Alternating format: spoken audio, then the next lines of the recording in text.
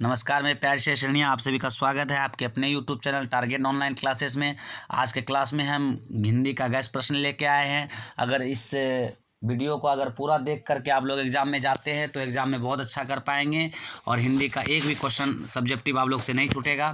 तो चलिए, please subscribe dear आपके अपने YouTube channel target online classes Katihar. आप लोग अगर चैनल पर पहली बार विजिट कर रहे हैं तो चैनल को सब्सक्राइब कर दीजिए और अपने दोस्तों में शेयर कीजिए।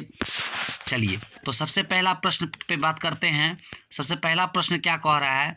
सबसे पहला प्रश्न कह रहा है कि मनुष्य बार बार नाखून को क्यों काटते हैं। बहुत ही महत्वपूर्ण क्वेश्चन है और एग्ज़ाम की दृष्टि से काफ़ी महत्वपूर्ण है और हम वही क्वेश्चन को लिए हैं जो एग्ज़ाम में 100% आपका जो है पूछेगा, ठीक ना।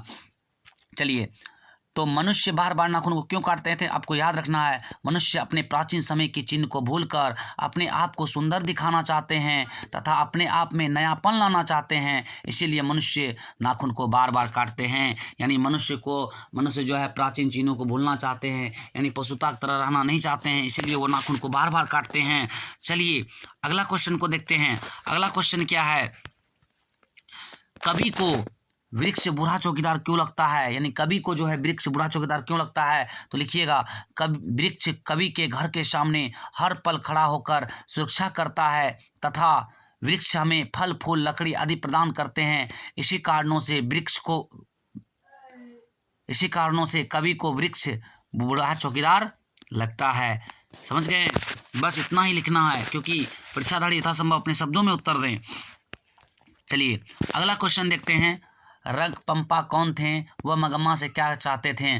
तो रंगपंपा मगम्मा के गांव का एक लंपट जुआरी था जो मगम्मा से कुछ रुपया कर्ज लेना चाहते थे। जो मगम्मा से क्या करना चाहते थे? कुछ रुपया कर्ज लेना चाहते थे। चलिए, अगला क्वेश्चन पे बात करते हैं। अगला क्वेश्चन क्या है?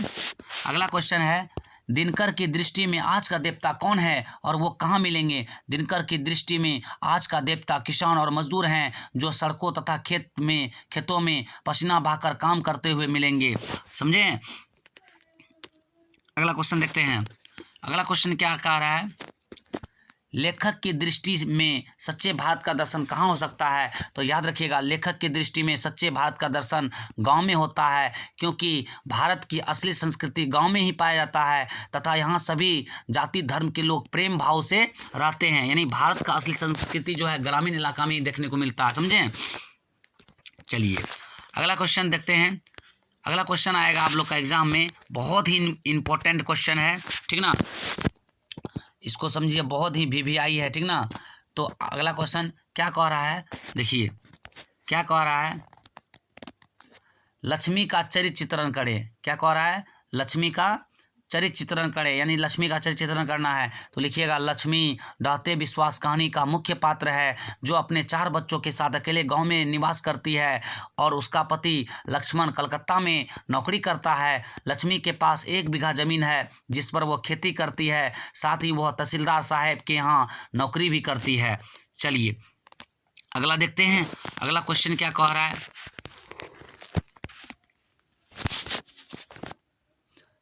बेटे के आंख में आंसू कब आ जाते हैं और क्यों? जब बेटे क से घ तक सीखकर अंगों सीखने जाता है तब उसके आंख में आंसू आ जाते हैं, क्योंकि वह ड को माँ और अनुस्वार को बेटा समझता है। समझें? वो सोचता है कि इसकी माँ कैसी है कि इसको गोद में लेकर बैठा है और मेरी माँ इसे लिखने कह रही है। समझ गए? चलिए, अगला देखते हैं मेरे प्यारे साथियों। अगला देखते हैं, बहुत ही इंपॉर्टेंट क्वेश्चन है एग्जाम की दृष्टि से, आप लोग जरूर देख करके जाइएगा एग्जाम में। वाणी कब विष के समान हो जाता है? जब वाणी राम नाम के अलावे किसी अन्य नाम के से बोला जाए तब वाणी विष के समान हो जाता है। यानी जब वाणी जो है राम नाम के बिना अन्य नाम को लेकर बोला जाए तब वाणी विष के समान हो जाता है। चलिए, नेक्स्ट क्वेश्चन है।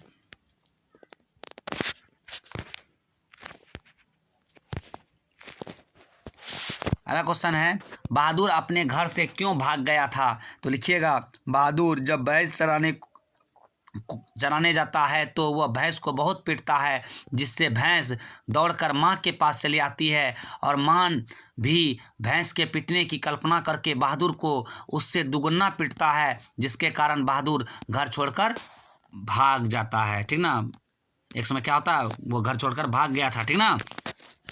चलिए अगला क्वेश्चन देखते हैं। अगला क्वेश्चन देखते हैं, खोखा किन मामलों में अपवाद था? खोखा सेन साहब के द्वारा घरों में बनाए गए सभी नियमों के मामले में अपवाद था। यानी सेन साहब जितना भी नियम बनाया था, कोई भी नियम का पालन खोखा नहीं करता था, वो अपने मन के अनुसार सभी कार्य को करते थे। ठीक ना। खोखा कौन थे? सेन साहब का पुत्र थे, जो कि अपने पिता का बनाया गया सभी नियम के मामले में अपवाद थे, यानी कोई भी नियम का पालन नहीं करते थे। अगला क्वेश्चन देखते हैं। अगला क्वेश्चन क्या कह रहा है बाबू?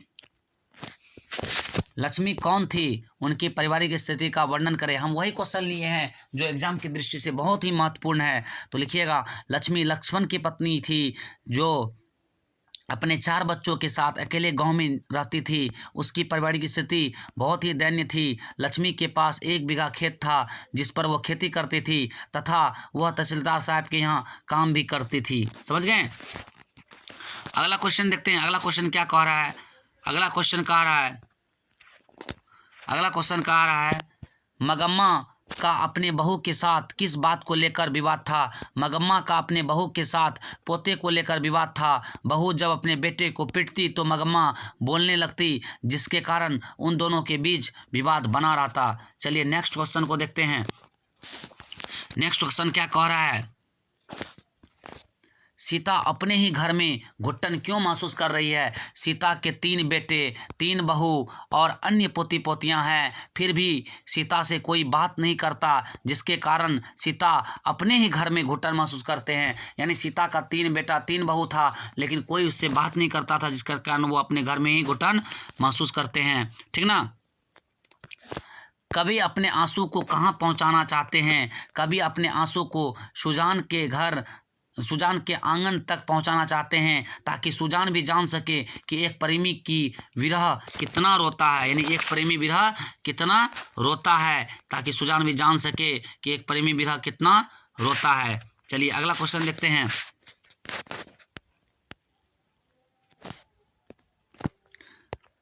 मेरी बिना तुम प्रभु कविता का केंद्रीय भाव क्या है? मेरे बिना तुम प्रभु कविता में भक्ति भाव प्रकट किया गया है। कविता में ये बताया गया है कि भगवान और भक्तों में कैसा संबंध होता है। भक्त के बिना भगवान अधूरा है। कविता में ये बताया गया कि भक्त के बिना भगवान अधूरा है। ठीक ना।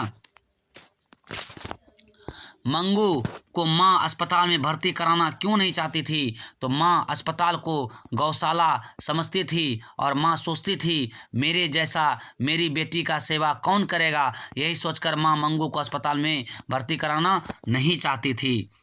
ठीक ना। अगला क्वेश्चन देखते हैं। अगला क्वेश्चन क्या है?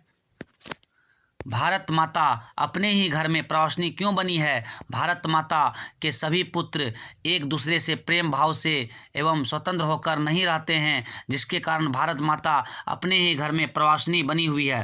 भारत माता के सभी पुत्र जो है प्रेम भाव से नहीं रहता है, स्वतंत्र होकर नहीं रहता है, जिसके कारण भारत माता अपने ही घर में प्रवासिनी बनी हुई है। ठीक ना।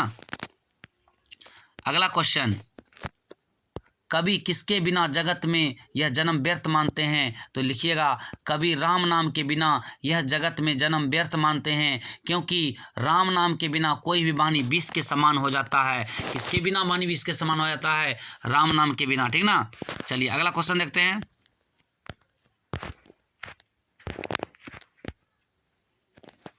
अगला क्वेश्चन क्या कह रहा है? जाति प्रथा भारत में बेरोजगारी का एक प्रमुख और प्रत्यक्ष कारण बनी हुई कैसे?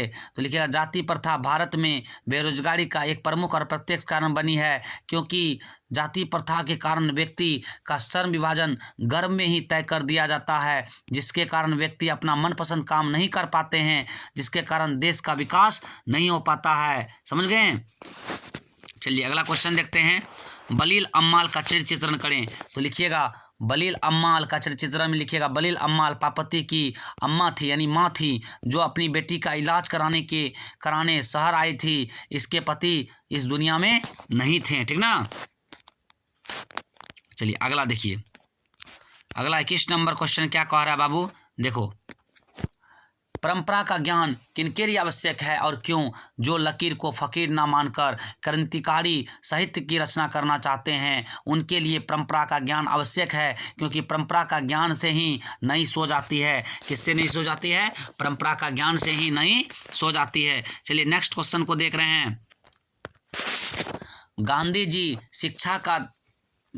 जी बढ़िया शिक्षा किसे कहते हैं? गांधी जी बढ़िया शिक्षा, आत्मा क्या है, प्रेम क्या है, सच्चाई क्या है, ये सभी प्रश्नों का उत्तर को अक्षर ज्ञान से पहले देना बढ़िया शिक्षा मानते हैं। समझ गए? चलिए अगला देखते हैं। कवि रसखान ने माली मालिन किसे कहा और क्यों? कवि ने कृष्ण और राधा को माली मालिन कहा क्योंकि जिस तरह माली मालिन की फुलवाड़ी की रक्षा करते हैं, जिस तरह माली मालिन फुलवाड़ी की रक्षा करते हैं, ठीक उसी तरह राधा और कृष्ण प्रेम की फुलवाड़ी की रक्षा करते हैं। बस इसी तरह लिखना है। बहू ने सास को मनाने के लिए कौन सा तरीका अपनाया? बहू ने सास को मनाने के लिए अपने बेटे को उसके पास भेज दिया। बाद में फिर बहू माफ़ी मांग लिया और सास भी मान गई। नेक्स्ट क्वेश्चन देखते हैं बाबू। कवि जनता के स्वप्न में किस तरह का चित्र खींचता है? कवि जनता के स्वप्न में राज करने का मतलब चित्र खींचता है। जनता रथ पर सवार होकर आ रही है, सिंहासन खाली करो, जनता आ रही है, ऐसा ही चित्र मतलब जो है, मतलब जब सोए थे कवि तो सपन में देखता है। ठीक ना? चलिए अगला देखते हैं। देवनागरी लिपि में कौन कौन सी भाषा लिखी जाती है? तो देवनागरी लिपि में हिंदी, संस्कृत, नेपाली, मराठी, मैथिली, भोजपुरी आदि भाषा लिखी जाती है जो पूरे भारत में फैली है। ये भाषा क्या है? पूरे भारत में फैली है। नेक्स्ट क्वेश्चन देख रहे हैं बाबू। जो नर दुख में दुख ना माने कविता का भावार्थ लिखें। तो लिखिएगा, जो नर दुख में दुख ना माने, कविता का भाव यह है कि जो व्यक्ति दुख में दुख नहीं मानता, सोना को मिट्टी समझता, उसके ही हृदय में ब्रह्मा का निवास होता। उसके ही हृदय में किसका निवास होता? ब्रह्मा का निवास होता। पापति कौन थी? वह शहर क्यों लाई गई थी? तो लिखिएगा, पापति बलील अम्माल की पुत्री थी। वह शहर इलाज कराने मतलब लाई गई थी। क्या करने लाई गई थी? शहर इलाज कराने लाई गई थी। नेक्स्ट क्वेश्चन देखते हैं।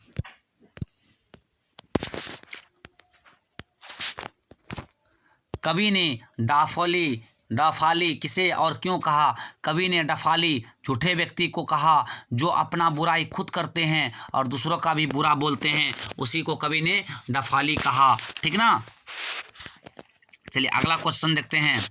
अगला क्वेश्चन क्या कह रहा है? मगम्मा का चरित्र चित्रण करें। तो लिखिएगा, मगम्मा विधवा औरत थी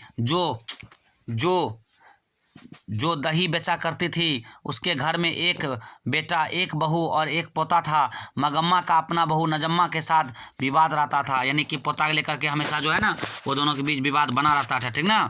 चलिए नेक्स्ट क्वेश्चन देखते हैं। श्री कृष्ण को चोर क्यों कहा गया है?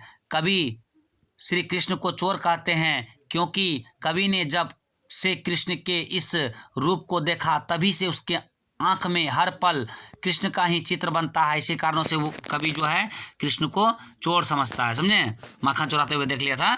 समझ गए ना? भारत किस तरह अतीत सुंदर भविष्य को जोड़ता है? तो लिखिएगा, भारत अतीत और सुंदर भविष्य को जोड़ता है क्योंकि यहाँ की प्राचीन भाषा संस्कृत है और इससे अनेक तरह का ज्ञान प्राप्त किए जाते हैं जिससे आने वाले समस्याओं का हल होता है। समझ गए? Next question.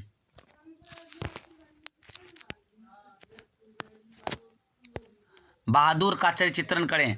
बहादुर एक नेपाली लड़का था जो अपने माँ के मार के कारण घर से भागकर लेखक के घर में नौकरी करता था, लेकिन वहाँ भी बेचारा के साथ अच्छा व्यवहार मतलब नहीं किया गया, यानी गलत व्यवहार किया जा रहा था, जिसके कारण वह लेखक का भी घर छोड़कर भाग गया।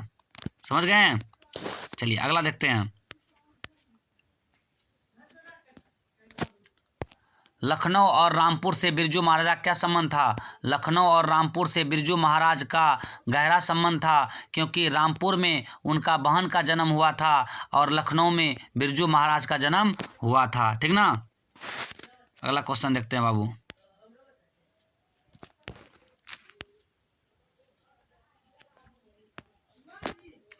नदी और कविता में लेखक का क्या समानता बताते हैं, यानी नदी और कविता में लेखक क्या समानता बताते हैं। लेखक बताते हैं कि जिस तरह नदी में पानी की कमी नहीं होती, उसी तरह कविता में शब्द की कमी नहीं होती, और नदी हमारे सदियों से है, उसी तरह कविता भी हमारे सदियों से है। ठीक ना।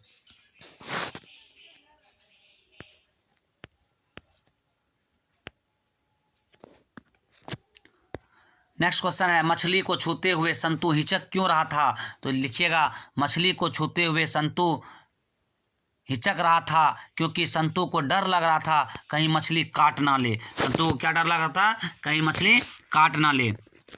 चलिए अगला क्वेश्चन देखते हैं।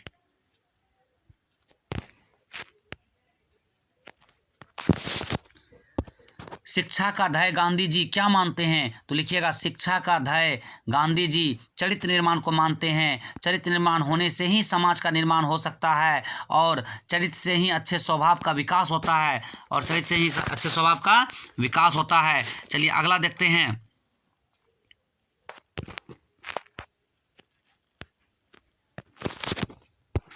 हिरोशिमा में मनुष्य का साक्षी रूप क्या है। हिरोशिमा में मनुष्य का साक्षी रूप में जले हुए पत्थर, जले हुए दीवार और बंजर भूमि आदि है। समझे। नेक्स्ट क्वेश्चन 39 नंबर, कवि अगले जन्म में क्या क्या बनने की संभावना व्यक्त करते हैं। तो लिखिएगा, कवि अगले जन्म में उल्लू, पंछी, हंस, सारस आदि बनने की संभावना व्यक्त करते हैं जो प्राकृतिक से जुड़ी है। ठीक ना। चलिए अगला देखिए 40 नंबर,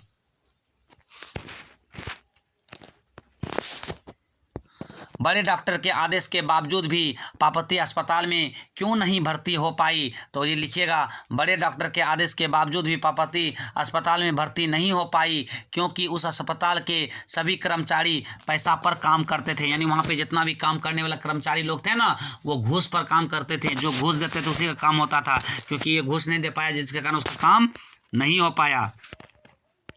चलिए अगला क्वेश्चन देखते हैं। अगला क्वेश्चन क्या कह रहा है, सीता का चरित्र चित्रण करें। लिखिएगा, सीता के 3 बेटे 3 बहू कई पोता पोती थी, लेकिन सीता से कोई ढंग से बात नहीं करता था, वह 2 रोटी के लिए भटकती रहती थी। ठीक ना। चलिए अगला क्वेश्चन देखते हैं।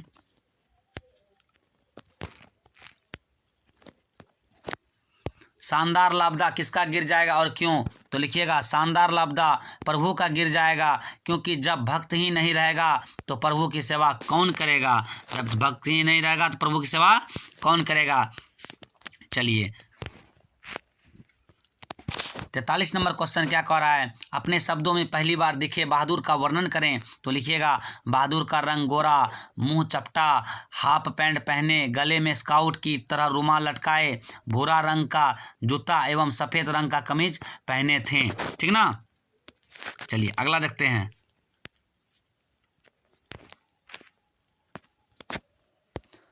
मनुष्य की छाया कहाँ और क्यों पड़ी है। मनुष्य की छाया हिरोशिमा पर पड़ी है क्योंकि वहाँ मनुष्य की हड्डी एवं जला पत्थर मनुष्य के साखी के रूप में है। समझ गए। बस हो गया, बस इतना ही क्वेश्चन आप लोग अगर करके चले जाते हैं तो आप लोग बहुत अच्छा कर पाएंगे एग्जाम में। अगर चैनल पर पहली बार थे तो चैनल को सब्सक्राइब कर दीजिएगा, और इतना समय देने के लिए आप लोग को दिल की गहराई से धन्यवाद। और आप सभी का एग्ज़ाम बहुत अच्छा जाएगा। Best of luck. मिलते हैं नेक्स्ट क्लास में।